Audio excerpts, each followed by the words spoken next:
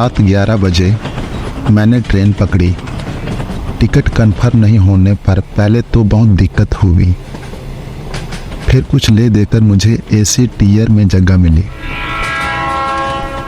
बचपन से ही मुझे ट्रेन का सफ़र बहुत पसंद आता था, इसलिए जहाँ तक पॉसिबल होता मैं आउट ऑफ स्टेशन जाने के लिए ट्रेन का ही इस्तेमाल करता।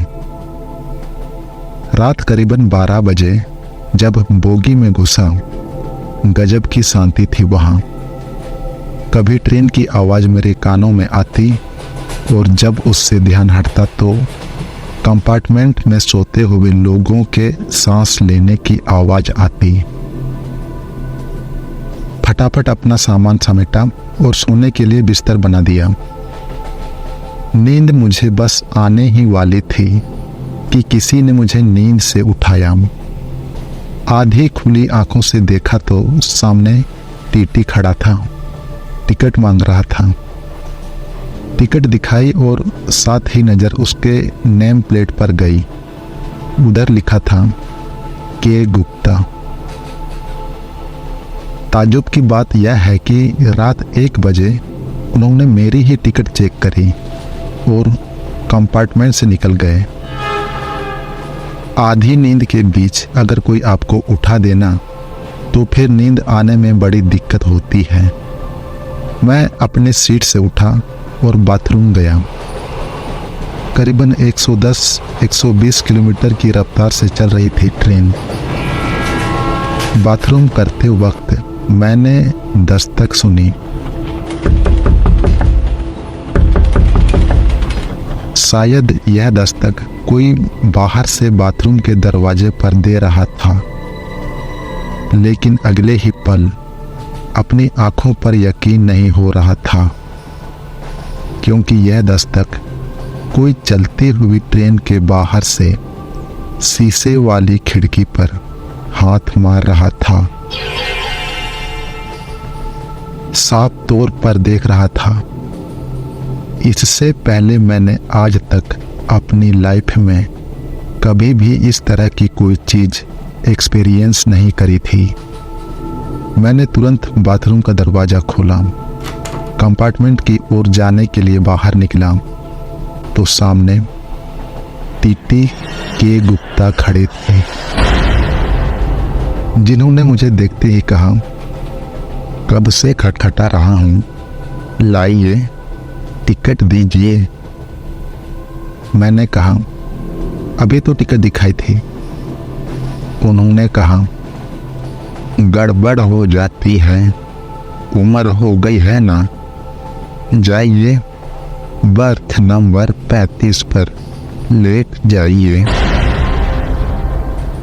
दरवाज़ा खोलकर जैसे ही कंपार्टमेंट में घुसने के लिए कदम अंदर रखा, वहाँ का नज़ारा देख मेरे होश उड़ गए थे।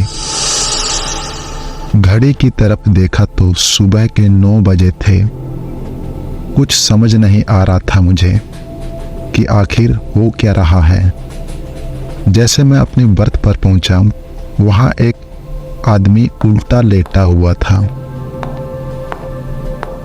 मैंने धीरे से उस आदमी को उठाने की कोशिश करी और जैसे ही वो पलटा, उसकी शक्ल मेरी शक्ल से हूबहू मिल रही थी, मानो जैसे मैं ही लेटा हूँ। और यह देखकर मेरा सपना टूट गया। मैं अभी भी बाथरूम में ही था और बाहर दरवाजे पर हो रही थी दस्तक। दरवाज़ा खोला तो सामने थे के गुप्ता, मेरी टिकट चेक करने के लिए। मैंने घड़ी की ओर देखा, रात के 1:30 बजे थे। कंपार्टमेंट का दरवाज़ा खोलने से मैं डर रहा था कि कहीं मेरा देखा हुआ सपना सच ना हो जाए। कंपार्टमेंट का दरवाज़ा खोला तो मेरी सांस में सांस आई। पहले जैसा था, कभी ट्रेन की आवाज़ आती तो कभी लोगों की गहरी सांस लेने की आवाज़। दबे कदमों से मैं अपनी बर्थ की ओर बढ़ा। मेरी बर्थ पर पहुंचकर सोते वक्त मैंने जैसे ही करवट बदली, मेरे सामने की बर्थ पर एक बच्चे को बैठा हुआ देखा। मैंने कहा, सो जा, रात हो गई है। लड़के ने कहा, अंकल मेरे पापा नहीं मिल रहे हैं, आपने मेरे पापा को कहीं देखा क्या? मैंने जब उसे उसके पापा का नाम पूछा तो वह लड़का बोला, के गुप्ता। इनको मैंने अभी अभी बाथरूम के दरवाजे के पास देखा था, इसलिए बच्चे को लेकर मैं तुरंत दूसरी तरफ बाथरूम की ओर निकला, लेकिन तब तक तो शायद किसी और कंपार्टमेंट में टिकट चेक करने चले गए थे। बच्चे ने कहा, अंकल मुझे बहुत जोर टॉयलेट लगी है, प्लीज 2 मिनट रुकें। इतना कहकर वह बाथरूम के अंदर चला गया और मैं बाहर रुका रहा। 5 मिनट तक जब वो बाहर नहीं आया तो इस बार मैंने दरवाजे पर दस्तक देना शुरू किया। दरवाज़ा खुलने पर अंदर से बच्चा नहीं, के गुप्ता निकले। उसे देखते ही मैं समझ गया था कि माजरा क्या है और मैं अपनी बर्थ की ओर भागा जहां वो बच्चा बैठा हुआ था, जिसको मैंने अभी अभी बाथरूम के दरवाजे के अंदर छोड़ा था। एक तरफ बच्चा, दूसरी तरफ के गुप्ता। गला सूखा हुआ था, पसीना आ रहा था, पूरी ताकत लगाकर चिल्लाना चाहता था पर गले से आवाज नहीं निकल पा रही थी। ऐसा लग रहा था मानो जैसे कोई मुझे जोर जोर से हिला रहा हो। आंख खुली तो ये कोई और नहीं, मेरी बीवी थी। मैं अपने घर में ही था, किसी ट्रेन में नहीं। मैंने जो कुछ भी देखा वो बस मेरा सपना था।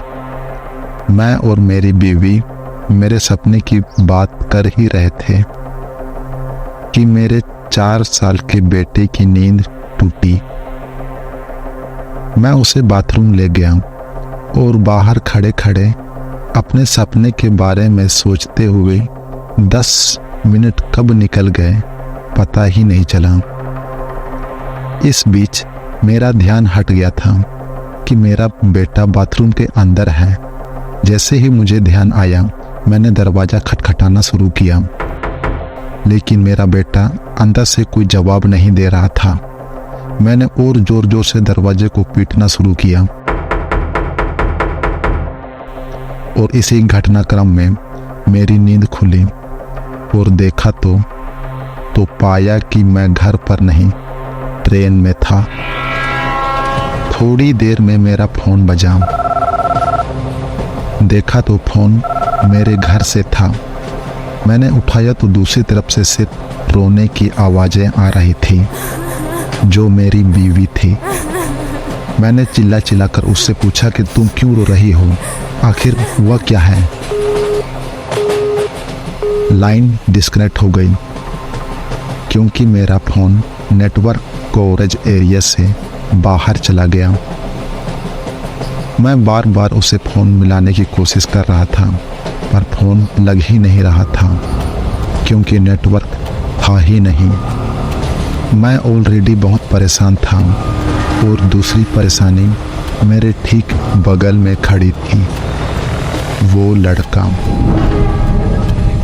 अंकल मेरे पापा, टिकट पापा, टिकट पापा, टिकट पापा, टिकट टिकट पापा पापा, टिकट टिकट। यात्री कृपया ध्यान दें, कि मेरी नींद एक अनाउंसमेंट से खुली। 08 सुपरफास्ट। दरअसल मैं प्लेटफॉर्म पर ही सो गया था। ट्रेन जो मुझे पकड़नी थी, अनाउंसमेंट उसी का था जिसका एक्सीडेंट हो गया है।